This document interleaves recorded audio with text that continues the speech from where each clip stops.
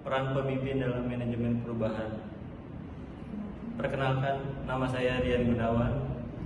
Perkenalkan, nama saya Dita Novita. Saya Nurfadila Agustin. Perkenalkan, nama saya Laila Barokah. Perkenalkan, nama saya Siti Nur Fatimah. Di sini saya akan mereview materi yang kami presentasikan di minggu yang lalu dengan tema peran pemimpin dalam manajemen perubahan. Peran seorang pemimpin dari suatu peralihan dalam suatu kelompok bisa dilansir dari bagaimana pemimpin manajemen. Fungsinya yaitu seperti merancang bagaimana mengganti penyusunan rencana untuk melaksanakan perubahan. Kemudian, mengatur bagaimana sumber daya dalam melaksanakan perubahan. Manajemen perubahan adalah jalan yang ditetapkan dari setiap perorangan maupun kelompok dalam mencapai upaya mendapat perubahan agar tersapainya tujuan yang diinginkan organisasi. Kegiatan terpindahnya suatu kelompok dari keadaan yang sekarang tertuju pada keadaan baru di masa depan dalam bentuk kegiatan perubahan untuk menambah keberhasilan dan berguna dalam organisasi. Saya akan menyampaikan materi yang sebelumnya. Selanjutnya, perubahan suatu organisasi tidak tercetus begitu saja. Perlu melaksanakan manajemen yang baik terhadap perubahan yang akan dilaksanakan dalam mencapai tujuan supaya perubahan-perubahan yang akan dilakukan bisa menerima dan dilakukan dengan baik dan teratur. Sehingga esensi dari perubahan tersebut tercapai. Melaksanakan perubahan tidak segampang membalikan telapak tangan. Karena ini dari perubahan tersebut adalah membuat suatu menjadi lebih baik. Adapun yang menjadi tujuan penelitian ini adalah untuk mengetahui bagaimana peran penting pemimpin dalam mengetahui upaya untuk menjamin kelancaran manajemen perubahan dan implementasi organisasi.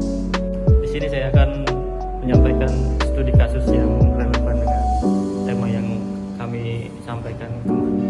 Masih ingatkah kalian dengan kondisi dan suasana yang terjadi pada kereta api Indonesia di tahun 2008? Tentunya kilas balik perkereta apian Indonesia ini tidak terlepas dari kesan kotor, jorok, dan bobrok. Penumpang yang gemar bergelantungan di atas kereta, pedagang yang bebas keluar masuk, hingga antrian tiket yang padat merayap menjadi ciri khas tersendiri kereta api di Indonesia. Dibandingkan dengan kondisi sekarang, transformasi yang terjadi pada PT Kereta Api Indonesia merupakan campur tangan dari Bapak Ignatius Jonan selaku mantan Direktur Utama PT Kereta Api Indonesia periode tahun 2009 sampai 2014. Restrukturisasi yang dilakukan Jonan terkait dengan sistem manajemen tata kelola hingga budaya yang ada pada tubuh PT KAI membawa perubahan positif. Keberhasilan Jonan dalam membawa wajah baru PT KAI memang patut diapresiasi. Sebagai pemimpin transformasional, pasalnya pada Februari 2009, PT KAI sempat mengalami kerugian sebesar 83 miliar rupiah. Dan pada akhir tahun 2009, keuntungan yang dimiliki PT KAI melonjak tajam mencapai 153 miliar rupiah. Peran Jonan sebagai pemimpin transformasional mampu menghadapi berbagai permasalahan rumit yang ada di tubuh PT KAI melalui strategi hingga budaya organisasi ke arah yang lebih baik, mulai dari sisi internal hingga sisi eksternal. Inovasi yang dibangun oleh Jonan melalui pemanfaatan teknologi pada perkereta apian Indonesia meliputi penghapusan KRL ekonomi non-AC yang dibarengi dengan perubahan rute, pemberlakuan gerbong khusus wanita, area bebas rokok di seluruh peron kereta api, penertiban pedagang yang berjualan di kereta, hingga pergantian sistem pembayaran dari kasis menjadi etiket. Tidak hanya itu, terdapat juga perubahan infrastruktur penunjang seperti toilet yang tampak bersih dan nyaman. Perubahan tersebut menjadikan sebagai pemimpin visioner sebab beliau kerap melakukan berbagai inovasi di dalam penyelesaian permasalahan. Perubahan pertama yang Jonan lakukan adalah dengan mengubah budaya organisasi pada sisi internal PT KAI. Jonan mencoba mengubah mindset para pekerja yang awalnya adalah product oriented menjadi customer oriented. Penerapan ini berfokus untuk memaksimalkan kepuasan para pengguna layanan kereta api Indonesia. Selain itu, Jonan juga mencoba untuk menerapkan budaya organisasi yang adaptif sehingga PT KAI dan akan terus melakukan inovasi untuk dapat menghadapi perubahan lingkungan organisasi yang dinamis. Jonan sebagai seorang pemimpin menjadi sosok yang memiliki komitmen tinggi terhadap visi dan misinya, sehingga ia menjadi panutan dan inspirasi bagi para bawahannya untuk dapat memajukan PT KAI. Selaras dengan teori kontemporer yaitu Path Goal Theory, di mana Jonan dapat membawa para pekerjanya untuk menerapkan nilai-nilai yang telah ia berikan kepada pekerjanya. Nilai customer oriented yang ia terapkan pada masa kepemimpinannya masih tertanam pada diri para pekerjanya. Walaupun masa kepemimpinannya Jonan telah berakhir. Terbukti dengan viralnya foto seorang ibu yang sedang berbaring lemas di kursi KRL. Hal ini diawali dengan laporan adanya pengguna yang sakit. Lalu petugas keamanan KRL mempersilahkan untuk dapat berbaring ke tempat duduk prioritas serta menawarkan kursi roda setibanya di stasiun tujuan. Tidak hanya itu, petugas tersebut juga turut memantau kondisi sang ibu sampai stasiun tujuannya. Peristiwa tersebut patut diacungi jempol karena adanya nilai customer oriented yang tertanam pada diri petugas KRL untuk dapat meningkatkan kepuasan para pengguna. Lantas, apakah Pak Jonan dikategorikan tipe pemimpin leader atau manajer?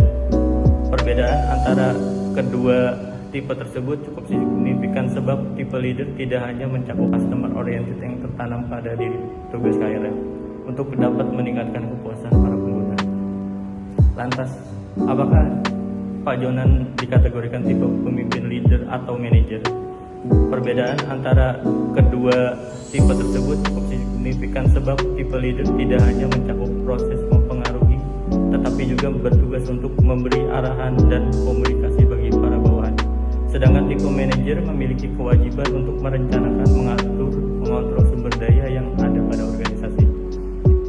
Ignatius Jonan sebagai seorang pemimpin dapat memerankan dan menempatkan dirinya baik sebagai leader maupun manajer. Terbukti dengan kemampuannya sebagai leader yang mampu membangun arahan dan komunikasi yang baik dengan para bawahan, sehingga dapat mencapai keberhasilan di dalam transformasi PT KAI. Sedangkan jika ditinjau dari segi manajer, Jonan mampu menunjukkan kemampuan menjalankan fungsi-fungsi manajemen yakni planning, organizing, commanding, and coordination, and controlling yang tampak dari caranya dalam menangani masalah yang terjadi pada PT KAI. Melalui legitimasi power yang Jonan miliki, ia dapat membawa perubahan dan menonjolkan wajah baru PT KAI sebagai salah satu transformasi yang aman dan nyaman bagi masyarakat.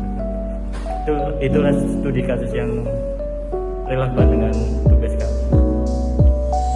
Baik, di sini saya akan menyimpulkan studi kasus yang sudah dijelaskan.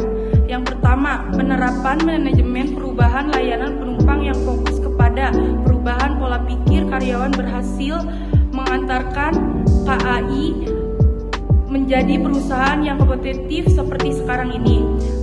Yang kedua, keberhasilan manajemen perubahan layanan penumpang yang dijadikan PT KAI ini karena diawali oleh tumbuhnya jasa kemendesakan dari para karyawan terhadap perubahan. Yang ketiga, kekuatan integritas dan komitmen para karyawan sangat berpengaruh dalam mengembangkan budaya kerja KAI. Saya akan melanjutkan kesimpulan sebelumnya. Yang keempat, budaya kerja lama menjadi salah satu kendala dalam akselerasi program manajemen perubahan pelayanan penumpang PT KAI. Perspektif individu dalam manajemen perubahan layanan penumpang PT Kereta Api Indonesia dapat saling melengkapi dengan perspektif lainnya.